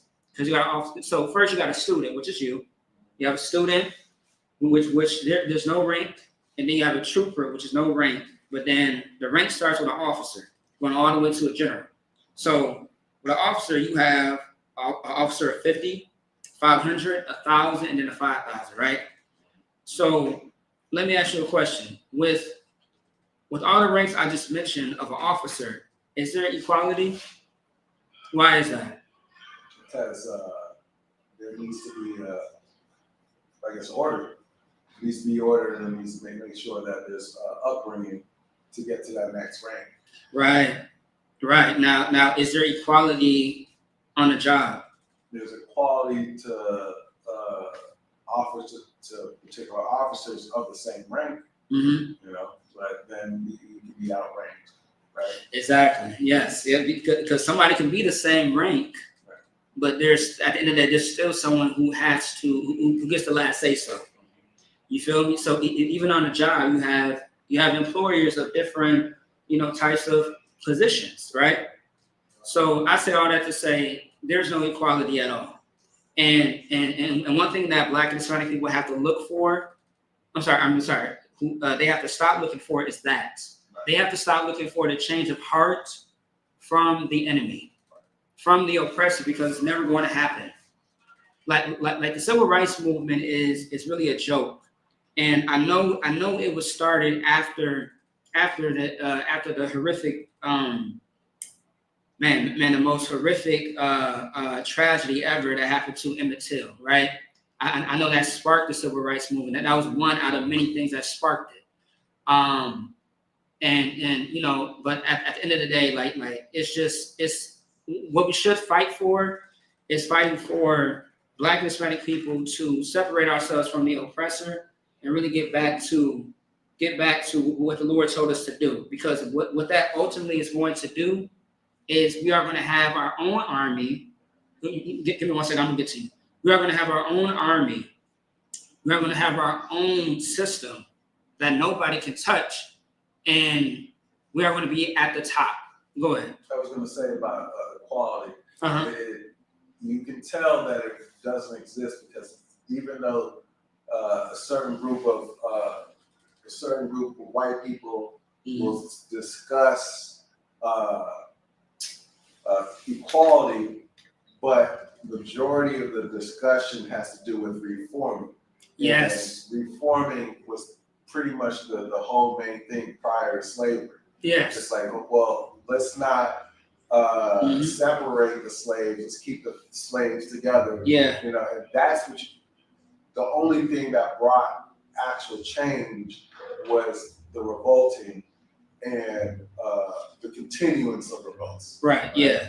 Yeah. But also too, I do blame. I always gotta blame Christianity, right? Because first things first, Christianity does come from the oppressor. It comes from man. It doesn't come from God, because there is no religion when it comes to the Most High. Like if you understand what religion is, and you look at the Bible, it doesn't match. But however, when you're indoctrinated by Christianity, or religion as a whole, you read the Bible with a Christian lens. Okay, just like anybody. Now the thing is, equality comes from that. All right. Now it was one point in time that Black people knew, Hispanics and Native Indians knew that there was no such thing as being equal with these people, because they don't even believe in that. Nothing in them says equality. Okay. The closest that they're going to say out of their mouth, even though they don't believe it, is that we all bleed red. We're all the same people. But I mean, animals bleed red too. Shit, last time I checked, goddamn, like, have you ever seen an animal bleed out to death? Like they bleed red too. So are you saying that we are the same as them? Because that would be a crazy ass conversation. It would be very pointless. But just because we bleed red, we are the human body or humans or whatever like that, doesn't mean that we are the same. Because the Lord, one thing about the Most High, He separates people. He separates everything. He is holy. The word holy means separate. All right. To be holy means to be set apart. Okay. And those people are not that. There's nothing holy or righteous about these people. And that's why the Lord separated us in the womb. When it talks about Jacob and Esau, the angel told Rebekah, Isaac's wife, that there are two manner of people in your womb. Now that's very specific. It doesn't say that there are two manner of people. When you break it down, it's two different people. All right. Okay. So now that's very important, because you realize, okay, one is this and one is that. And as you see the story of Jacob and Esau, you start to see like, oh, okay, these are, although they are twins, they are not the same. This one represents this over here, the other represents that over there. And that's what you start to see up until now. Although we were once in the same womb, we are two different people. All right. So 5 years later, with the death of George Floyd, nothing has changed as far as police brutality. There is no love, in the hearts of devils when it comes to Black and Hispanic people. And also, too, you want to be very, very, very careful. Don't take mercy from your enemy as love. All right, like it was this one white lady. I have to find this video. It's this one white lady, and I'm sure you probably saw this video somewhere on YouTube. It's this white lady who used to be a professor, and she talks about, and she likes to debunk racism. And one thing that I loved about what she said is, She said, although she tried to fight against racism, she says she has to fight herself every single day because she knows it's embedded in her DNA. You feel me? Like that was the most powerful thing I ever heard in a long time. I mean, the most honest and powerful thing I ever heard. One out of many things, right? Or a few, I should say a few, because not a whole lot comes truthful out of the mouth of these devils. But it was very interesting that she said that because this is a devil who knows herself, and she knows her people. And she knows that inherently they are racist. Even if she never enslaved anybody, any Black, Hispanic, Native Indians, she knows that the tactics, the DNA, the makeup of racism lives in her. And that's what every Black, Hispanic, Native Indian should know. So you know how to deal with them. All right? Like that's very simple. And once again, what happened to George Floyd, man, has happened to many brothers and sisters. But in order for that to stop and for that to never happen again, we have to come back to the source. Everything has a source. If you want to stop what happened to George Floyd, Philando Castile, Jamar Clark, all we have to do is go back to the basics. Go back from the start. Let's go back to when Moses said, and the Lord told me to tell y'all niggas this, right? Y'all niggas need to keep the law, statutes, and commandments. If y'all don't, this is what's going to happen. Like that's literally what happened. Like he literally told us, okay, this is what's going to happen in chapter 28 of Deuteronomy. He said, this is what's going to happen if we do not hearken to the Lord. Okay, cool. No sweat. You know what I mean? Now this is what will happen if we do listen to the Lord in the 27th chapter. And it's just like it's so plain. It's so straightforward. But we have to fight for that. Instead of just trying to march and protest, which is not going to get you anywhere. Because once again, they started that in the civil rights movement. Have we made any progress? It's been, over 60 years? Nothing has changed. You want to know why? How do we know nothing changed? Because we're still marching. Right. I would think at one point in time, your feet should get tired. Your voice should be hoarse. There should be no more police brutality. So nothing hasn't changed.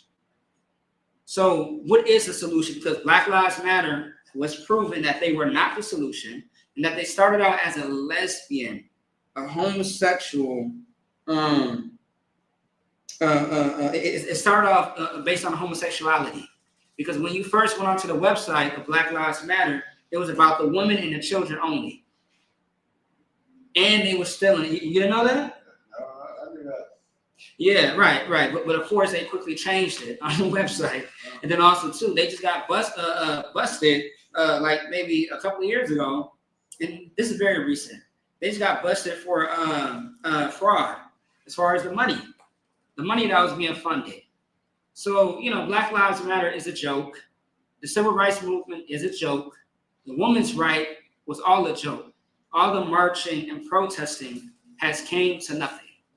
And also, too, the Bible does say, my son, I'm paraphrasing, my son, live not a beggar's life.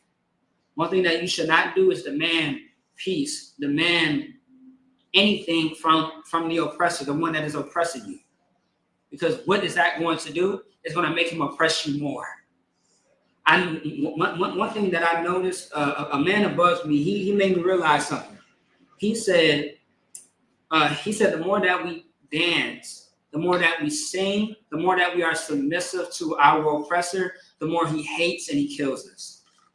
And that shit, that shit blew my mind away. Because I'm like, damn, that makes sense. The more that you try to please them or try to be on their level, they hate you more. They hate you more. Go ahead. You look at like sports, Uh-huh. how Yes. we've gotten so integrated into the halftime shows and stuff like Yes. that.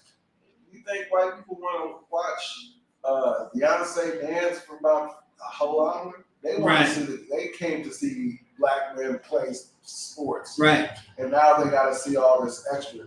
They're like, how much money did Kendrick Lamar witness around in the stadium? Right. I mean, it's unaffordable to go to the Super Bowl nowadays. I was about to tell you, yeah, you're damn right. And so all his audience, and congrats to him for really playing white people in their face, but still, it's like that's what it is. They don't like you. So, Kendrick Lamar, if you know they don't like you, dance and really bring it to them. But I would go a little harder.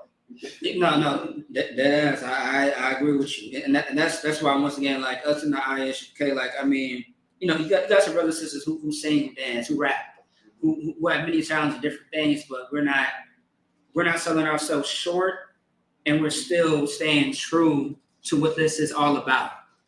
That's the point of that for sure. You know what I mean? Because once you are in the faces of these devils, it's really about money at the end of the day. But I mean, I get that Kendrick, like I like Kendrick a lot. I like his music. It's cool. But at the same time, though, I understand where he stands, and I understand where I stand. Right. You feel me? It's a difference. I just like the music. I'm not into the whole makeup of his life. The subtleness. Right. Yeah. I don't look for him. I don't look to him for the truth and this, that, and the third. Like, I mean, to me, Kendrick is not on my level in the sense of knowledge and waking up the people and stuff like that. You know what I mean? He does what he does, good, great, stuff like that. But I don't look for them when it comes to this type of thing. Right. It's just music and that's it. It's just music and that's it. Just music. Yeah. You know what I mean? Yeah. Like you got some people that really, really worship these celebrities where they're like, oh my God, I can't believe he's with so and so. I can't believe they did that. Like you're too invested into their life. It's like you don't even know these damn people. All you know is just the music and that's that. All right, or they acting. But no. What I really want to touch on, let's get to Isaiah 59. All right, if you still got it. 14? Yeah, you got it. Go ahead. Isaiah 59:14. Mm-hmm. And judgment is turned away backward. And justice standeth afar off. Now, the reason why I pulled this scripture is because judgment is turned away backwards, meaning that it never works in the benefit of Black and Hispanics at all. And I have to keep saying that is because show me where it has. And I'll wait. I'm willing to listen. You know what I mean? I don't like to just talk. I do like to listen as well. And if you don't know that, you should know that. And also, too, with Derek Chauvin, the reason why, I mean, let's be honest, right? And the judge pretty much said this without saying it. The reason, okay, why do you think Derek Chauvin was hit with those charges? Only because we was just as loud as the media. They're giving him that. That's it. Because if all the riots were not happening the way it was, I'm talking about it was happening, so it was such a problem, such a controversy that it was happening in the States and outside of this country. So if that never happened, not even nine times out of 10, it's 10 times out of 10, that devil would have walked. He would have walked.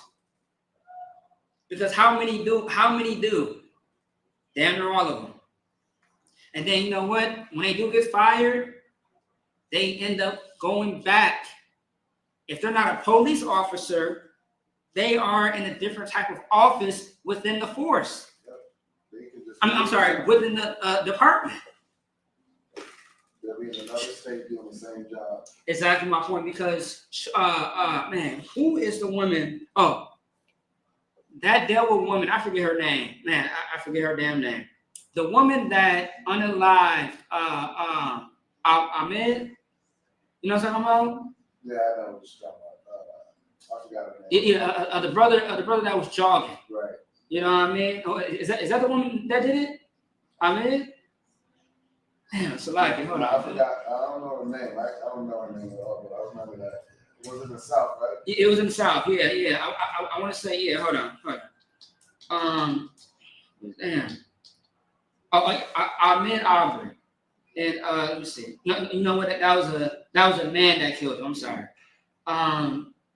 Damn, it was a woman. Was it Breonna Taylor? Okay, I'll just say this, right? Damn, it was a woman who had unalived one of the brothers or sisters out there, right down south, and she's still in the police department, but she works as something else. Like I think she works like the paperwork at the desk or something like that. But she's not classified as a police officer at all, no more. But it's so funny because it's like you get fired, but some way somehow you still are able to work in this department, but you're not a officer anymore. You're not a sergeant. You're not a deputy. And this lets you know, like once again, if they took it so serious, because the police department is about the law, right? They are very anal about it. They're very particular, and they go, supposedly they are righteous about the damn law and how you should never break it in any form or fashion. Okay? When they break the laws all the goddamn time, right? They are very lawless in the law. And they still have you stick around. You are still accepted. You are still, honored in some way, some fashion or form. You know what I mean? And this is very, very disgusting. It just lets you know who really is pulling all the cards and calling the shots. Like, once again, like, you can't tell me that these people are not disgusting and diabolical. That's why, once again, we call them the devil. Because the word devil means liar, which they do lie. But also, too, the word devil, when you look at the definition, it means evil. Like, these are some people that are not a people. I mean, the Most High said that he will anger Israel with the people that are not a people, and that's them. All right. Last time I checked, people actually have some type of humanity about themselves. Like, what would possess a police officer to try to unload his entire clip on one person that was not armed? What would possess a officer to put his knee on someone's neck? I do understand a knee on the back. I have heard of that before, but a knee on the neck? Go ahead. I seen just the other day a clip of officers finding a dead body somewhere off in a wooded area, and when they found the body, they were about to, one of the officers, maybe both, were about to get off shift. Mm-hmm. So they said, let's leave this one alone and have somebody else come in and call it in. Because if we do this, we're going to be here for a few hours. Right. So it's like, and the other officer went along with it. Right. So that's what we're dealing with. It's just these people don't even like their job when they're at it. This is the job they chose, essentially to do evil.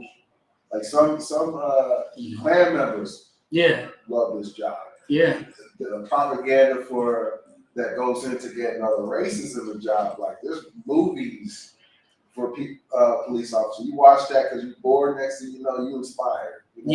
Same thing with like as soon as Trump came in office, there's gonna be so many movies about army men and brotherhood. That's all they're gonna feel. White people are gonna love that brotherhood that comes through that screen through the army, just so they can go ahead and have some people signed up. Yeah, exactly. I mean, well, honestly, no. I think there is a lot of movies that are pretty popular right now. Actually, I mean, I do watch some of those movies just to get an idea of certain things and do my research and stuff like that. Like I do like those type of movies. I mean, it's very interesting. Now I would never join no shit like that. Absolutely, I joined the army. I made my choice over here. You know what I mean? I'm definitely not fighting for this damn empire. Absolutely the hell not. But I do like to watch those type of movies, so I do know what you're talking about. And yeah, man, like once again, like I can't stress enough like how evil these people are. But once again, like 5 years later, the question I always ask is, what's changed? Nothing has changed. Like the only thing that will is once we know who the son of perdition is, and we get back to our roots. I keep hearing that word a lot as of recently. Roots, roots of the ancestors and stuff like that. I'm gonna tell you this: our ancestors knew who the devil was at one point in time. I look. Not everybody was an awful time. All right, not everybody was a Sambo. a jigaboo, however you want to say it. There were wise men and women and children of our ancestors who knew who the hell the enemy was. And instead of sticking with the enemy, they stuck with each other, their own. And one thing that they would tell you, actually, I'm going too far. Actually, I want this to be the last scripture. I'm going to drop Isaiah real quick, just for now. Let me get this scripture, man. Let's get Deuteronomy chapter 32 and verse 7. I'm going to close it out with this because this right here is perfect. Deuteronomy 32, verse 7. Remember the days of old. Remember the days of old. Consider the years of many generations. Now, I'm going to stop right there just real quick. Just to dissect. When it says remember the days of old, right? Just remember the things, the people, the time frame before you, right? So just go back in time in your mind and just think about what was going on in the times of, Deuteronomy. Now, Deuteronomy would be BC because this is before Christ, okay? And of course, I can dive into that another time as far as historical information, as far as when some of the records were actually written and who was around at the time and who wasn't, right? So at this time, this is Moses, because Moses wrote the book of Deuteronomy, right? So in this time, we were where? Do you know? In the time of Moses, we left Egypt. I'm not sure exactly what position, but we left Egypt. Right. In the wilderness. Yeah. So around this time, we are, in Egypt, or we are about to leave. I don't think we leave into Exodus, actually. Deuteronomy? Yeah. In Deuteronomy, we are still in Egypt. Okay. Because in Exodus, I believe Exodus comes right after. So by Exodus, getting closer to like the 10th chapter is when we head out. All right. So around this time, of course, this is Moses speaking, saying, remember the days of old, consider the years of many generations. So, one thing that we have to understand is that we knew who we were as a people, and we knew who we were not. Also, too, in the book of Exodus, it tells you that, the Egyptians even knew who the hell you were. They knew that there was a separation, there was a difference, is what the Bible says. There was a difference between the Hebrews and the Egyptians. So we knew who we were as a people. And we knew that, of course, we were in captivity and who the enemy was. Today in 2025, if you ask any Black, Hispanic, Native Indian, who is the real I? Who is the real problem? They can't tell you. They tell you their own people.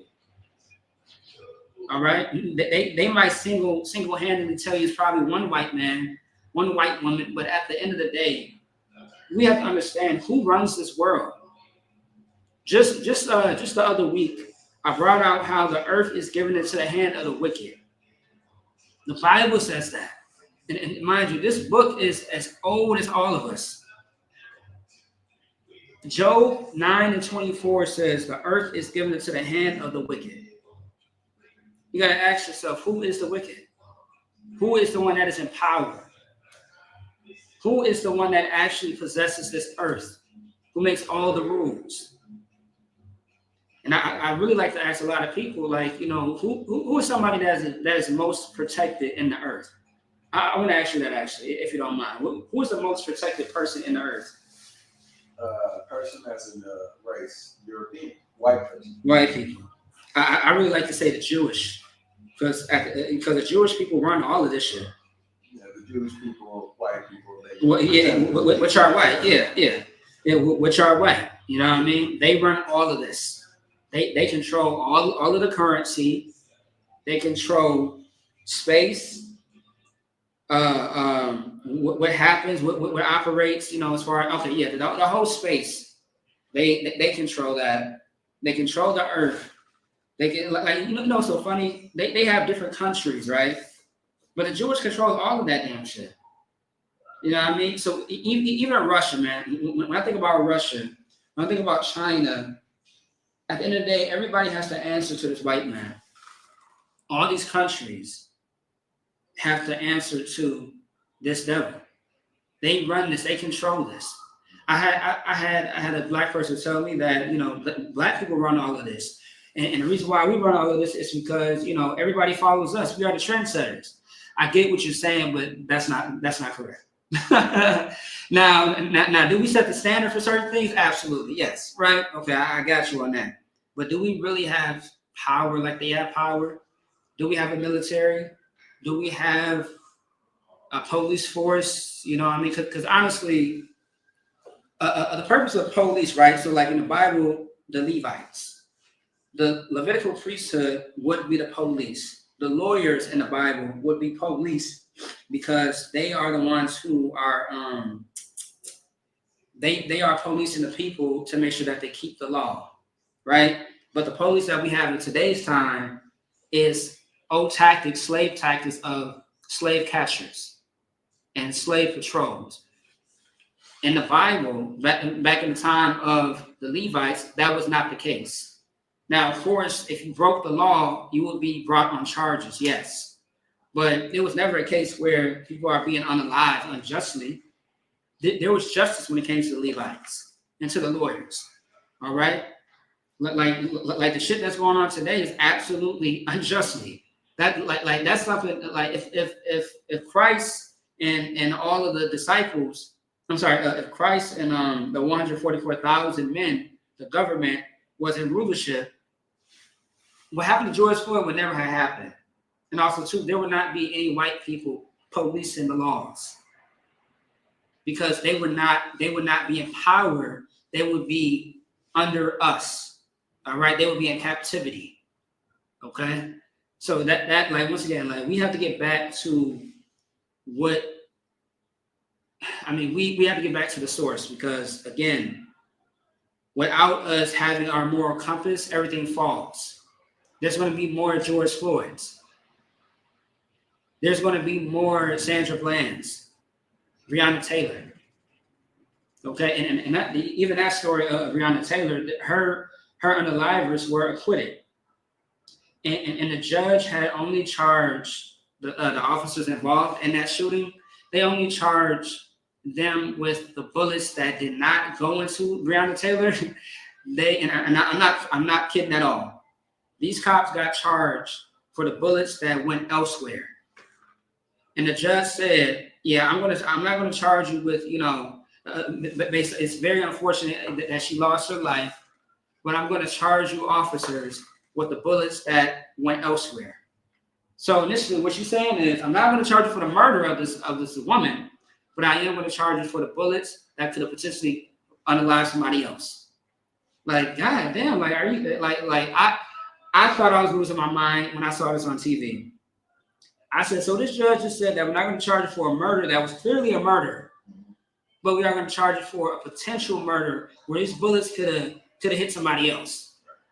Like, you can't tell me that this is not real.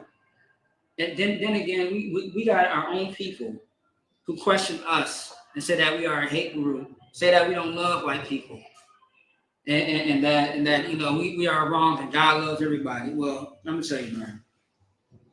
Give me a reason why I should love these people. Give me 5 to 10 reasons why I should love these people. And think long and hard. Because last time I checked, I mean, there's no reason to want to love these people that don't love me. Like for example, like, I mean, would you pet a snake? Do I pet a snake? So if the snake never bit you, would you pet the rest of the snakes? I wouldn't really pet many animals, but if it was a snake that's not poisonous,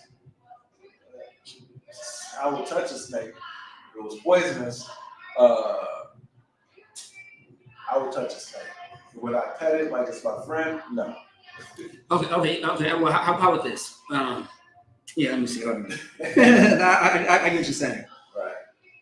Yeah, I mean, would you even trust snakes at all? Honestly. Would I trust a snake? No. Definitely not. I would always address a snake as if it was a snake. Exactly, and that's how we have to address these these oppressors, because that's really what it is, what it comes down to. Can you read that scripture just for me one more time, please? Deuteronomy 32 and 32 and 14, I believe. Oh no, I'm sorry. 32:7. Yep. Remember the days of old. Uh-huh. Consider the years of many generations. Uh-huh. Ask thy father, Uh-huh. and he will show you. So keep going. Thy elders, and they will tell thee. Now, the reason why I brought up this the scripture, right?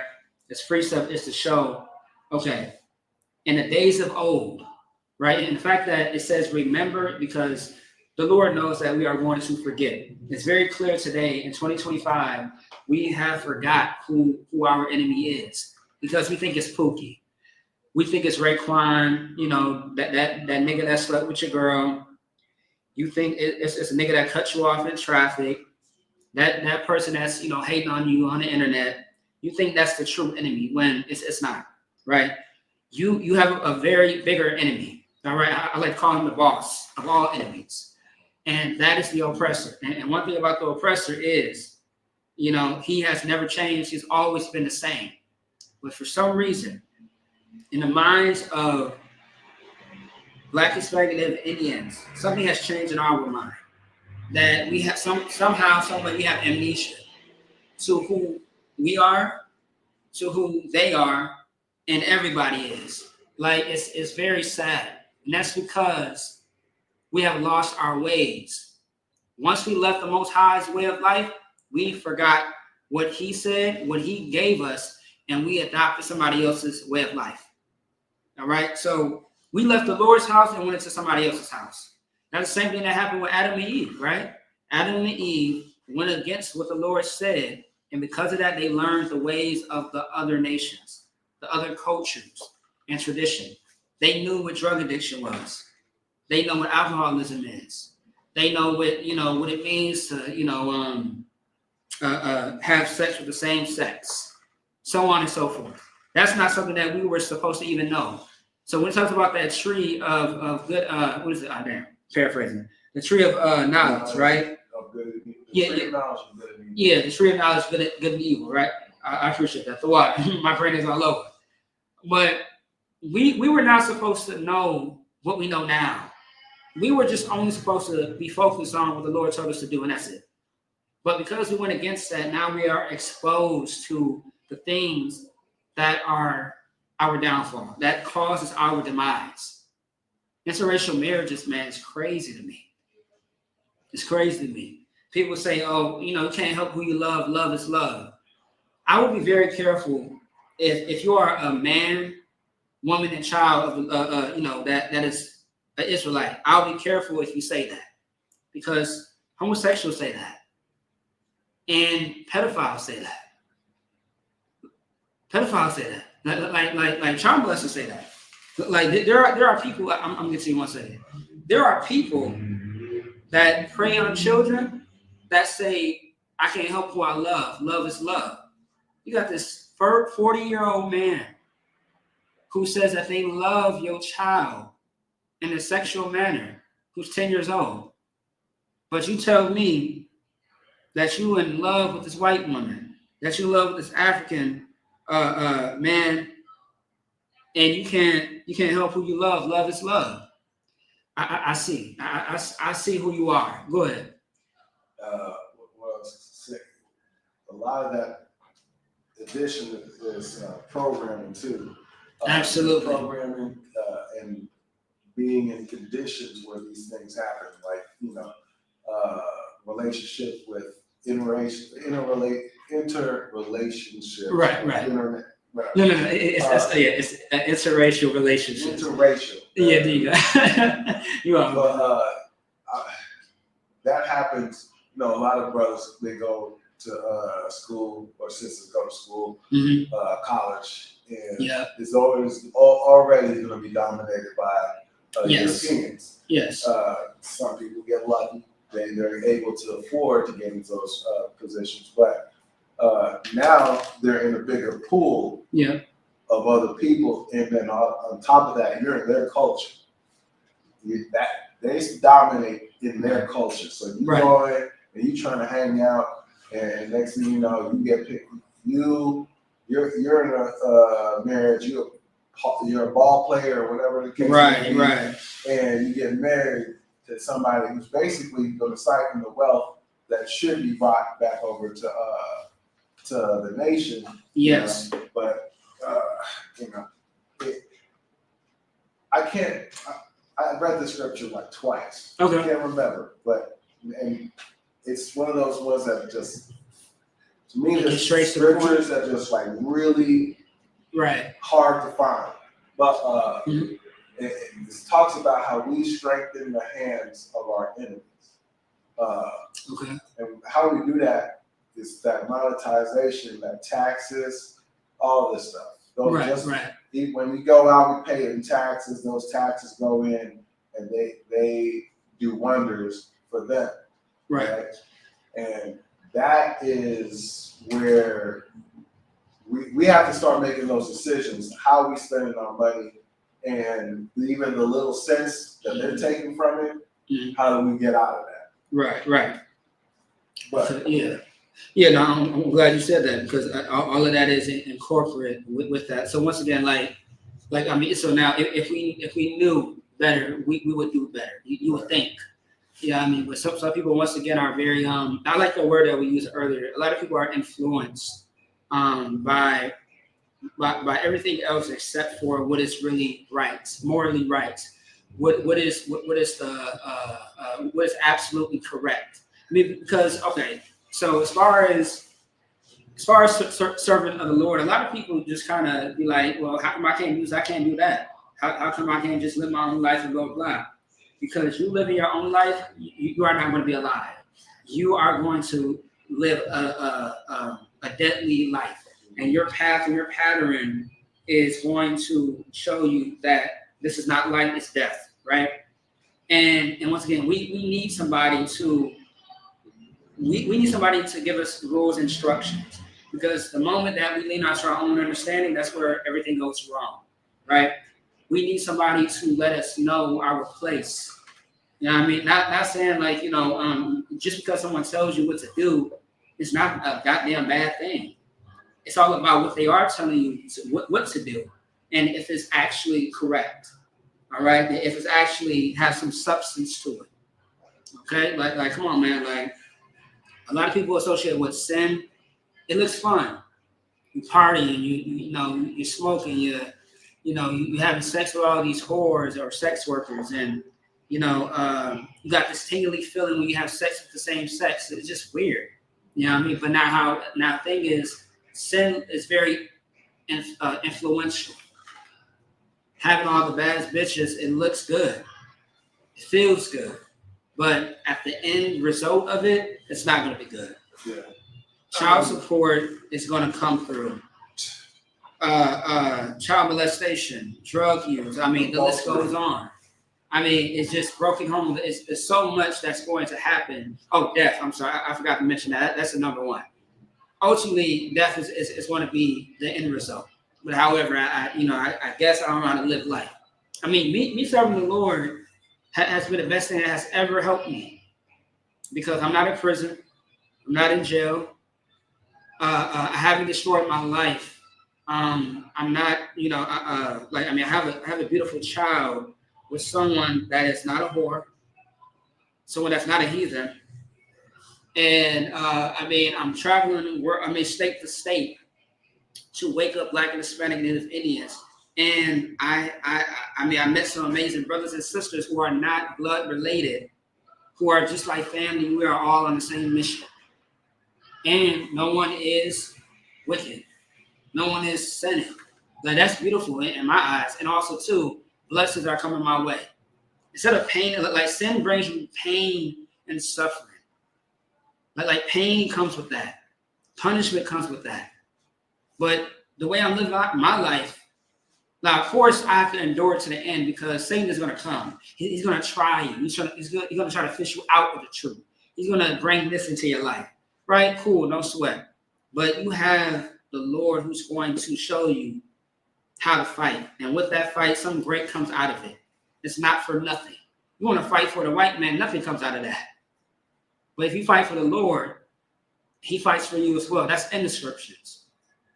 And something greater comes out of that. A greater reward. You know what I mean? And I'd rather have that, because I don't want no problems. I don't want no issues if I can help it. All right. So I made it off of that. But also too, just the last point, right? With Deuteronomy 32:7, this scripture is very important because when it says, "Ask thy father, and he will show thee thy elders, and they will tell thee," what our ancestors or forefathers and foremothers would have told you is that the white man is the devil that the Bible speaks of. These other nations are out to get you. These other nations are not here for you; they are against you. And what's one proof? Just real quick, Psalms 83, when it says they are confederate against thee. And I'm paraphrasing, against the children of Israel. It literally says that. And also to list off all the people that are against the children of Israel. And I'm gonna break that down. I can break that down next week, and I can show you with each name that it says who each race of people are. It's so clear cut, and that's a badass chapter. Psalms 83. It mentions every nation that you can think of on this earth that are against you. Now these are not my words. I may seem like a nigga that just don't know what I'm talking about. But these scriptures, I'm telling no lies. All right? And that's what's happening today. It hasn't changed. So 5 years after George Floyd, Memorial Day is still the same. Black and Hispanic people are still losing their life, just like this brother did. And the white man is still the devil. And in order for us to make the change, we have to remove ourselves from the way of life of America.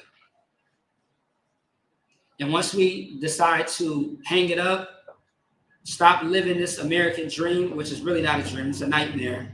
And it's only for white people too, honestly, when you think about it.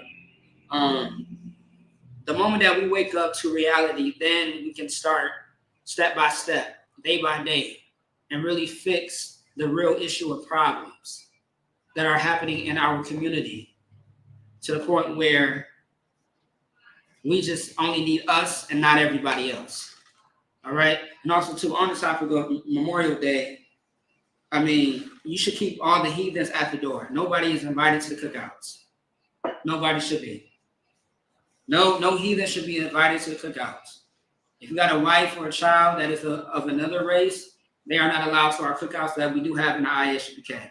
The next one that's coming up is July 31st through August 3rd. All right. In the Midwest, in Chicago, we have a big cookout that we have every year. All right. This is about our 6th to 7th annual cookout in the Midwest. And then after that, we have some more coming out. I'm sorry. The next one is actually in North Carolina first, then Chicago. But I'll give out that list next week. All right. Or tomorrow. So with that being said, that's our time. I want to say Imagine, which means to stand. All right. Let me see something quick. All right. Let's get into the announcements. And then we could just close it out with the salute. All right, because we're over the time. All right, so security announcements. We are the ISUPK, started out of 1 West, 125th Street, Harlem, New York. Rule for new brother and sister. When a new brother or sister comes into the school, they are off limits for 6 months. They are to be saluted only. They are here to show themselves in the world. If they need transportation, the teacher will arrange it. After 6 months, if a brother or sister has an interest in a particular person, he or she must get permission from the head to speak to a brother or sister. There is another 6 months in which the brother and sister will court each other. After this 6-month period, the brother and sister will get permission from the head to marry. Tithes, which is a commandment, we define it in Numbers chapter 18, verse 21. Also, the book of Malachi, chapter 3, 8 to 10, means 10th in the Hebrew, my asher. 10% of every penny of any increase the Lord gives you. Give to the treasury department or teacher. A priest fund. It is a free will offering for a priest, not mandatory. So what that means is a priest fund is if you feel like a teacher who is teaching a class is doing so well and you want to donate or make a donation or have a gift for them, that is acceptable. It is a free will thing, meaning it's not mandatory whatsoever. By the way, like everybody in the school down there give each other gifts all the time. But once again, it's not mandatory. Okay, that is a choice. of your own doing. All right. Upcoming holy convocations, right? So a convocation is actually a memorial or a Sabbath. Otherwise, high holy days is the holidays that you will find in Leviticus, the 23rd chapter. However, what you're not going to find in there is Christmas, Memorial Day. You're not going to find 4th of July. None of that. You know, you are going to find the days of the Most High, all right? And we have the Feast of First Fruits that is coming up Sunday, June 8th, I believe that is. Yeah, so Sunday, June 8th, which is coming up next week. And we'll speak more about that tomorrow and throughout this week, all right? And we actually got a flyer that's all over our social medias you can check out. So if anyone wants to be a trooper in the school, to start wearing all black, boot, shirt, pants, headband, and scarf. So with that being said, we are over the time, so we are just going to get into the salute, all right? You know how to do it, or maybe you can get you. I got you. All right, so feet together. So many Israel, my Shabbat, Imagine, Barak, Yahweh, Ba'ashem, Yahweh Shai, Barak, Athah. So what we just said was the Most High in Christ pray and watch over this brother or brothers, so to speak. All right. Yazmatah, which means your hand at your side. And all that I'm saying is Hebrew, and I can explain that to you. I still got a paper that I can give you tomorrow or next week. All right. So courtesy salute for the sisters. Many Israel, my Shabbat. Imagine, Barak, Yahweh, Shamar, Al, Athah, Ba'ashem, Yahweh Shai, Yazmatah. Class dismissed.